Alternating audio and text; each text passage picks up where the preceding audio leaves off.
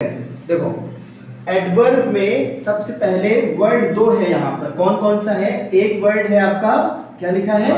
Verb. दूसरा यानी verb में अगर हम कुछ क्या कर दें, ऐड कर दें, तो वो बन जाता है क्या?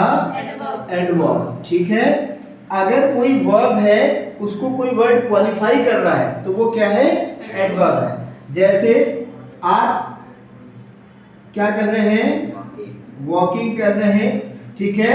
और अगर आप वॉकिंग कर रहे हैं क्या? फास्टली, तो ये फास्टली क्या हो जाएगा? फास्टली हो जाएगा एडवर्ब। ठीक है ना। तो एडवर्ब खुद को भी क्वालिफाई कर सकता है, क्योंकि यहाँ पे लिखा है, देखिए, an adverb is a word that qualifies verb another adverb, यानी दूसरी एडवर्ब को भी ये क्वालिफाई कर सकता है। ठीक है। और एडजेक्टिव को क्वालिफाई करता है, प्लस ये वर्ब को तो करता ही करता है। ठीक है ना। अब देखिए एक सेंटेंस यहाँ पे मैं लिख रहा हूँ सबसे पहले, क्योंकि यूजेस पे हमें ज्यादा ध्यान देना है। आप बताइएगा किसको क्वालिफाई किया है? You are looking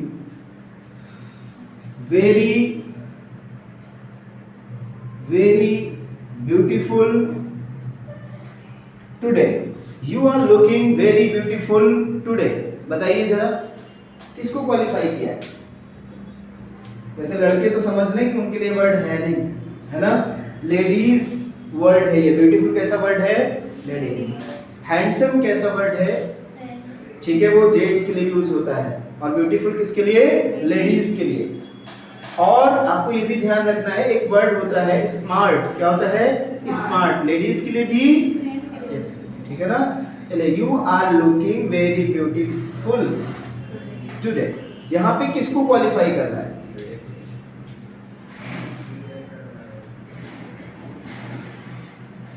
I can run very fastly. You can speak loudly. You can speak loudly. You are looking very beautiful today. ठीक है ना। I can run very fastly. यहाँ पर मैं एक चीज और कहना चाहूंगा, आपके पास 3 स्टेप्स हैं, qualifies, the verb, another adverb and adjective. अब बता दीजिए, यही तीनों हैं। फर्स्ट वाले में किसको क्वालिफाई कर रहा है? आपके पास 3 ऑप्शंस हैं, verb, another adverb and adjectives. ठीक है, बताइए जरा। ब्यूटीफुल से मतलब नहीं है, आपको बताना है किसको क्वालिफाई कर रहा है। ये ब्यूटीफुल, ये किसी की क्या है? क्वालिटी है। अगर क्वालिटी है तो वो वर्ड क्या होता है? एडजेक्टिव होता है। एडजेक्टिव से 2 चीजें और बनती हैं, मैंने आपको बताया, एडवर्ब प्लस डिग्रीज। ठीक है ना। तो देखिए यहाँ पर you are looking very beautiful, ये एडजेक्टिव है। क्या है? एडजेक्टिव। तो कोई व्यक्ति सुंदर है और सुंदरता का एप्रिसिएशन और कर दिया गया, क्या बता दिया गया? वेरी। मतलब सुंदर तो था ही ना, वेरी ब्यूटीफुल, बहुत ज्यादा सुंदर। ठीक है। तो ये जो बहुत लगा हुआ है, वेरी है, ये क्या है? क्वालिफाई द, क्या होगा? एडजेक्टिव। ठीक। नेक्स्ट में आ जाओ, I can run very fastly. I can run very fastly. मैंने कहा था फास्ट लिखा हुआ है, इट मींस ये क्या है? एक एडजेक्टिव है। एक दूसरे फॉर्म में एडवर्ब भी होता है, लेकिन अभी आप इसको क्या समझें? एडजेक्टिव। तो अगर एडजेक्टिव है तो इसकी डिग्री बन जाएगी, तो डिग्री बना देते हैं। ये सब इसलिए मैं रिवाइज कराता रहता हूं कि आपको याद है। Faster and fastest. ठीक है ना। फर्स्ट चीज, अब मैंने कहा कि एडजेक्टिव से ही क्या बन जाता है? एडवर्ब। एडवर्ब बना दीजिए। तो एडवर्ब कैसे बन जाएगा? एडवर्ब बनेगा, इसी को आपने कर दिया क्या? हो गया ना। तो यानी ये एक एडवर्ब है, एलवाई लगा है, तो ये क्या है? एडवर्ब है। तो ये किसको क्वालिफाई कर रहा है दोस्त? किसको? Another adverb. ठीक है ना। किसको क्वालिफाई कर रहा है? अनदर एडवर्ब को। ठीक है ना। कौन क्वालिफाई कर रहा है? ठीक है ना। तो यहाँ पर हो गया क्वालिफिकेशन ऑफ अनदर एडवर्ब, यहाँ पर था qualification of adjective. You can speak loudly, आप तेजी से बोल सकते हैं, ठीक है ना। स्पीक क्या है? वर्ब है। वर्ब को कौन क्वालिफाई कर रहा है? यानी क्वालिफिकेशन ऑफ, बात समझ में आ गई ना? क्वालिफिकेशन ऑफ क्या दिया है? वर्ब। तो ये एक क्या हो जाएगा? अगर वर्ब है तो वर्ब की कितनी फॉर्म पड़ी है? 5। कौन कौन सी? ये हो गया स्पीक, फर्स्ट फॉर्म। अगला क्या हो गया? स्पोक। और अगला क्या हो जाएगा? स्पोकन। अगला क्या होगा? स्पोकिंग। और अगला हो जाएगा क्या? स्पोक्स। ठीक है, ING form of the verb and es या यस फॉर्म। ये हो गया आपका second form, third form and first form. एक चीज और बताओ अगर आपको याद हो, जहां कॉन्टिन्यूअस वहां आईएनजी, जहां कॉन्टिन्यूअस, ठीक है। कॉन्टिन्यूअस अगर है तो खुद को प्रायोरिटी देता है। कॉन्टिन्यूअस किसको प्रायोरिटी देता है? खुद को। फॉर एग्जांपल अगर आप परफेक्ट कॉन्टिन्यूअस में है तो हेल्पिंग वर्ब कौन सी लगेगी? आईएनजी। सॉरी, मेन वर्ब कौन सी लगेगी? आईएनजी, ठीक है ना। अब आ जाते हैं स्पोकन। स्पोकन कौन सी? Third form. All the perfects plus भूली भाई, भूल गए? ऑल द परफेक्ट्स प्लस किसमें? पैसिव वॉइस में। सभी परफेक्ट में तथा सभी पैसिव वॉइस में, ठीक है। अब आपको अगर पहचानना है कौन सेंटेंस पैसिव वॉइस है तो सबसे पहले हम ये देखेंगे वर्ब की फॉर्म क्या है? थर्ड है। वर्ब की फॉर्म क्या है? थर्ड है, ठीक है। चलिए, स्पीक ये फर्स्ट फॉर्म हो गया। स्पोक कैसी फॉर्म है? Second form. ये किसमें लगती है आपको पता है? ये लगता है पास्ट के इंडेफिनिट में। किसमें लगेगा? पास्ट के इंडेफिनिट, ठीक है। चलो, जो चीज लिखने वाली हो आप आराम से लिखते रहिएगा, ये बात ध्यान रखिए। आप लोग सिर्फ कहानी सुनते, कथा सुनते हैं और उसके बाद जो गड़बड़ हो जाता है सारा, जब अगले दिन पूछ दो ना तो सब गड़बड़ हो जाता है। तो कहानी ना सुनिए यार।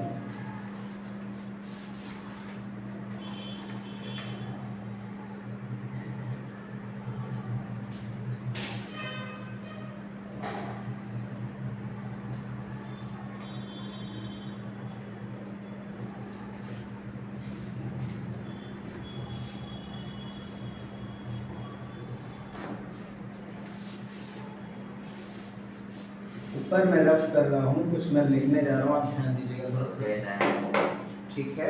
यहाँ पे ये 4 नंबर हमने यहाँ पहुँचा। देखिए जरा किसको, ये बुक का डाटा है, देख लेते हैं किसको कितना पता है। Ram runs quickly, Ram runs quickly. It is quite useless.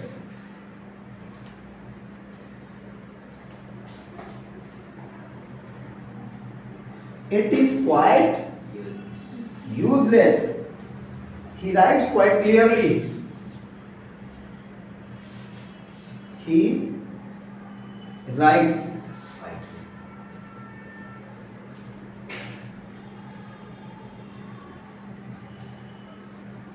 quite clearly.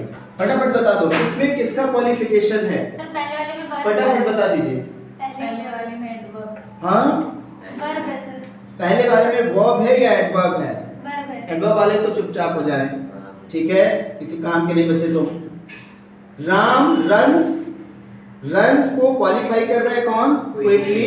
Run एक क्या है? वर्ब है, तो क्विकली क्या हो गया? Qualification of verb. उसके बाद में it is quite useless. Useless क्या है? यूजलेस किसी की क्वालिटी है, यूजलेस किसी की एडजेक्टिव है। एडजेक्टिव से क्या बन जाता है? डिग्रीज बन जाता है, ठीक है ना।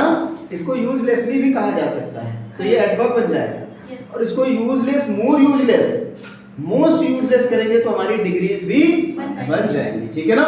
तो हमको ध्यान देना है, यहाँ पे अगर ये एडजेक्टिव है तो ये हो गया क्वाइट। क्वाइट इसको क्वालिफाई कर रहा है, इसका मतलब ये हो गया कि qualification of adjective. He rights quite clearly. अब देखिए क्वाइट यहाँ पे क्या है? क्लियरली।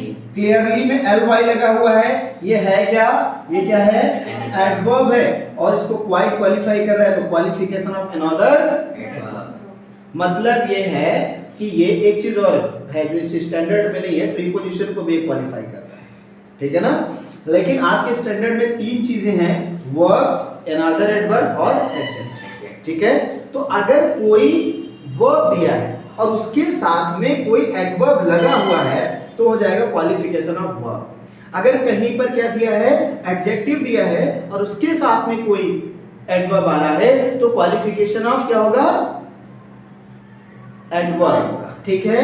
और अगर कहीं पर एडजेक्टिव दिया है तो वहां पर क्वालिफिकेशन ऑफ एडजेक्टिव, ठीक है ना।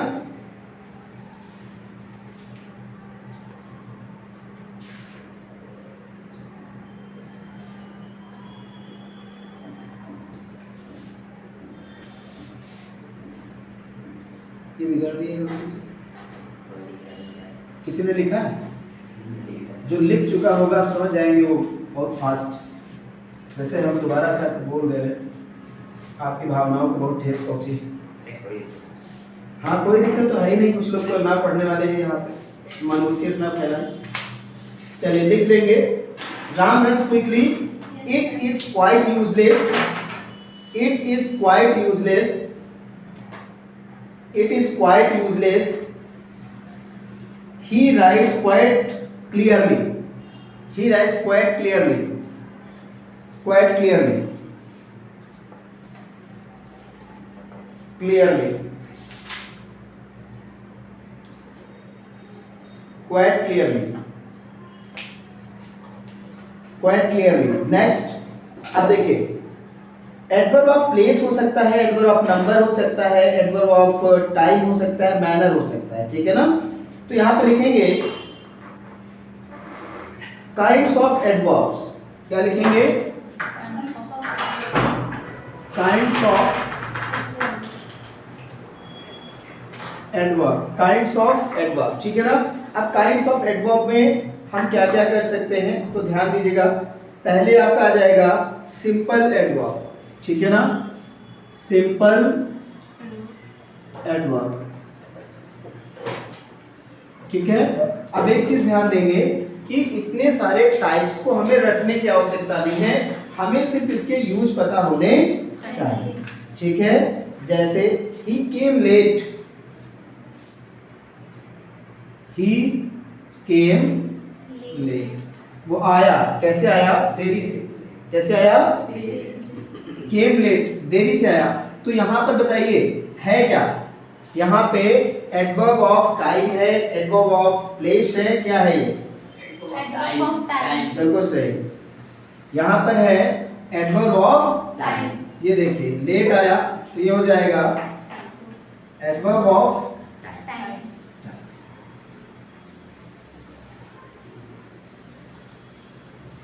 अगला है he wants to go there, वह वहां जाना चाहता है, ठीक है ना। तो यहां पर क्या है, प्लेस है, क्या है, प्लेस है। ये क्या है, ये हो जाएगा adverb of place, adverb of. अगला है I purchased two another books,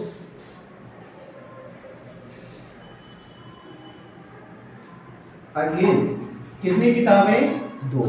तो यहां पर क्या हो जाएगा, ये हो जाएगा एडवर्ब ऑफ, क्या होगा, नंबर्स हो जाएगा, एडवर्ब ऑफ नंबर्स। तो ये सब रटने की कोई आवश्यकता नहीं, आपको बस इतना पता होना चाहिए कि वास्तव में इसका सही प्रयोग क्या होगा, ठीक है।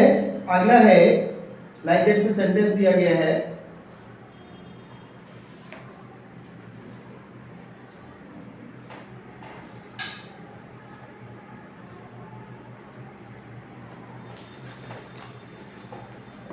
he is very clever, he is very clever।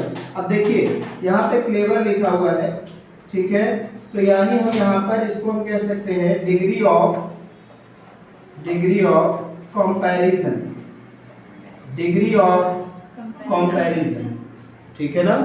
तो कहने का मतलब ये है कि इस तरीके से हम एडवर्ब को पढ़ते हैं, फिलहाल हमको एक चीज ध्यान रहनी चाहिए कि एडवर्ब किन किन चीजों को क्वालिफाई करता है। तो फिर से हम यहाँ पे देख लें तो एडवर्ब सबसे पहले सीरीज में लिखें। सबसे पहले एडवर्ब किसको क्वालिफाई करेगा? वर्ब को। दूसरे नंबर पे किसको क्वालिफाई करेगा? एडजेक्टिव को। और अगले नंबर पे किसको क्वालिफाई करेगा? हाँ, एडवर्ब को, या हम कह सकते हैं अनदर एडवर्ब, या हम इसको कहते हैं किसको क्वालिफाई करेगा? सेल्फ को, खुद को। सेल्फ मतलब खुद को भी ये क्वालिफाई करता है। एक चीज और हम यहाँ पे आपको नई अपनी तरफ से जोड़ दे रहे हैं, ये फटाफट लिखते रहिए, फटाफट लिखते रहिए।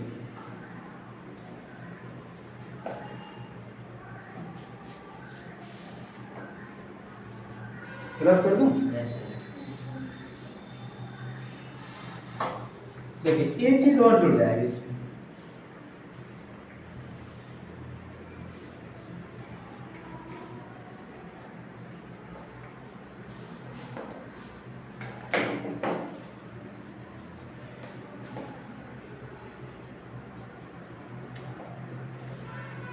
देखो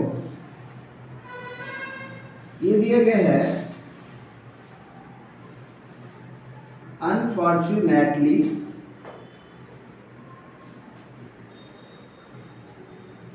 माई father met me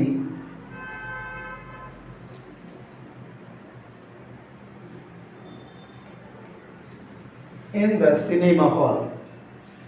Unfortunately, my father met me in the cinema. ठीक है, तो देखिए यहाँ पर क्या दिया गया है, जरा ध्यान से देखिए। यहाँ पर है अनफॉर्चुनेटली, उसके बाद कॉमा लगा हुआ है। ये पूरा का पूरा है, क्या लिखा हुआ है बेटा? सेंटेंस। ठीक है, इसका मतलब है कि हम कह सकते हैं कि यहाँ पर क्या हो रहा है? क्वालिफिकेशन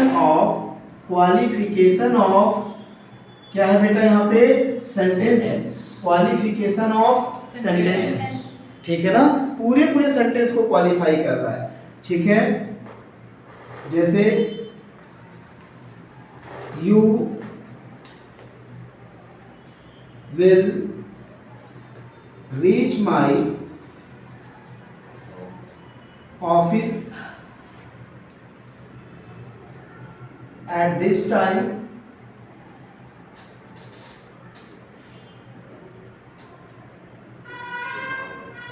ठीक है, यहां पर आपने लगा दिया क्या? डेफिनेटली। ठीक है ना। अब देखिए, एक तो एट दिस टाइम दिया है कि आपको पक्का समय पर पहुंचना है, दूसरा आपने क्या कर दिया? डेफिनेटली। ठीक है, किसी से आप बोल देते हो कि मुझे इस चीज का जवाब दो, कैसे जवाब दो? इमीडिएटली। अब हर जगह आपको साफ साफ दिख रहा है कि यहाँ पर अगर कोई वर्ड डेफिनिट है और यहाँ पर क्या है?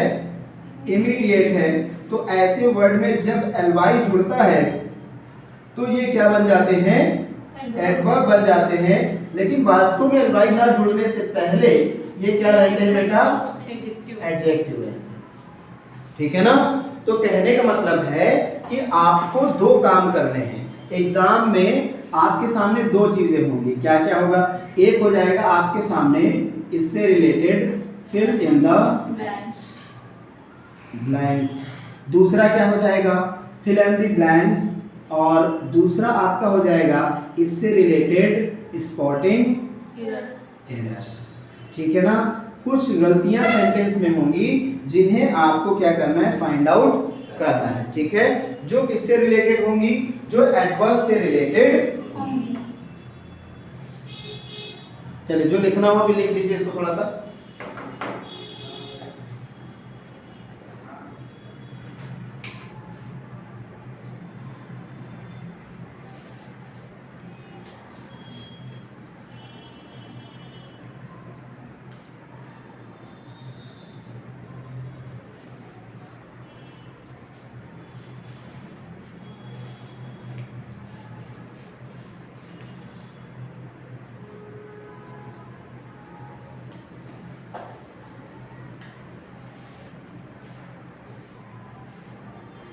अब देखिए, यहाँ पर लिखा हुआ है व्हेन विल यू गो, तो यहाँ पर एक तरीके से इंट्रोगेटिव एडवर्ब, ठीक है, for time.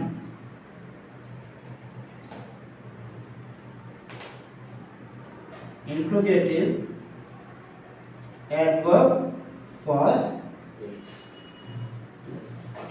Interrogative adverb for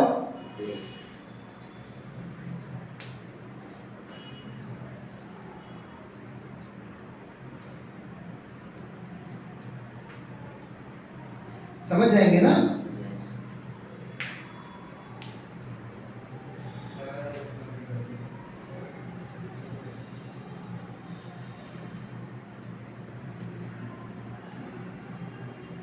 अब देखिए कुछ ऐसी एडवर्ब्स भी होती हैं जो रिलेट करती हैं, यानी उनको हम कह सकते हैं, कैसी एडवर्ब कहेंगे बेटा, उनको हम कहेंगे रिलेटिव एडवर्ब्स। क्या कहेंगे?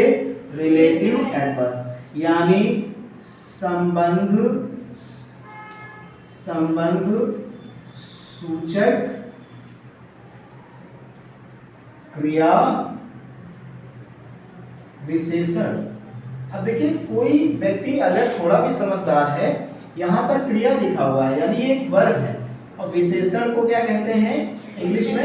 एडजेक्टिव। तो इनका आपस में भाईचारा है, ठीक है ना, किसके साथ? एडवर्ब और एडजेक्टिव के साथ। भाई देखिए यहाँ पे वर्ब है और क्रिया विशेषण ही टोटल जो है वो क्या कहलाता है? यानी उसके अंदर क्या छिपा हुआ है? एडजेक्टिव प्लस वर्ब, इन्हीं के कॉम्बिनेशन से क्या बन रहा है? बार बार एडवर्ब, ठीक है ना। अब चलिए रिलेटिव कैसे होता है।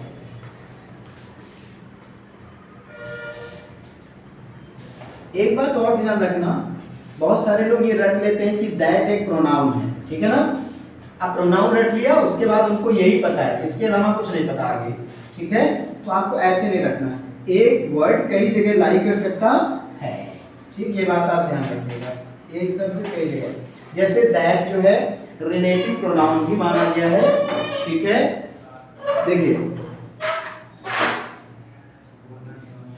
This is the home which I left before।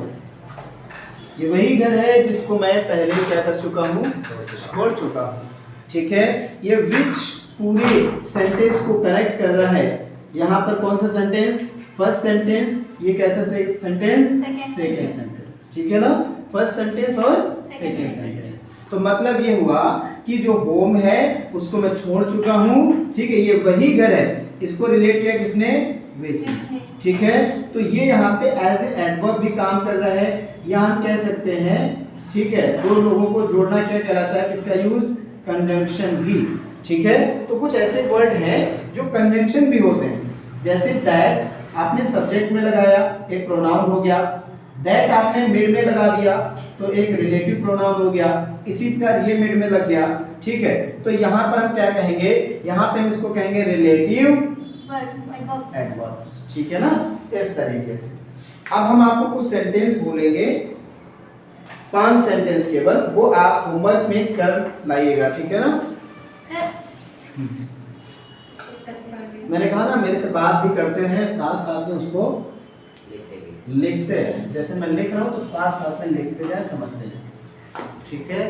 चलिए, तो यहाँ पर आपको होमवर्क मिल रहा है, आपको क्या करना है? पहले तो इन सेंटेंसेस को इंग्लिश में कन्वर्ट करना है, और उसके बाद उसमें इंडिकेट करना है कि यहाँ पर कौन सा एडवर्ब है और वो किसको क्वालिफाई कर रहा है, और एडवर्ब को भी अंडरलाइन कर लेना कि ये वर्ड एडवर्ब है।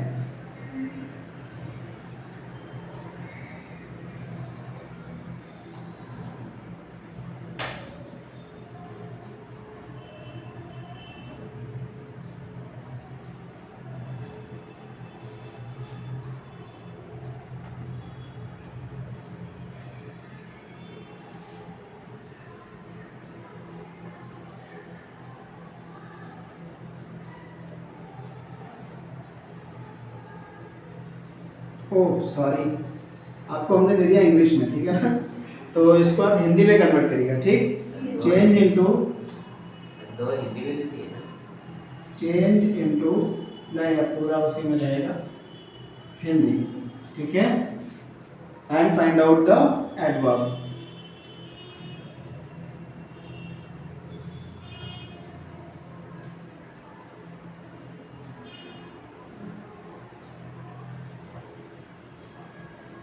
You are not telling me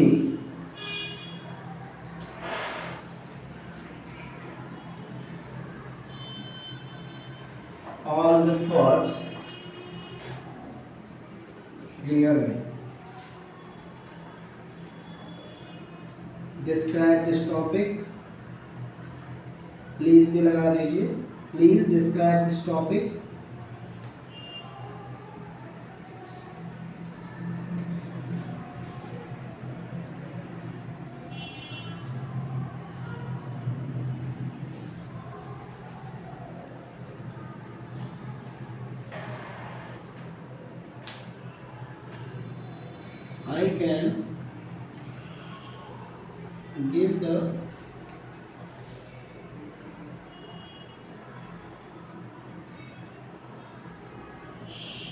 I can give the answer of this question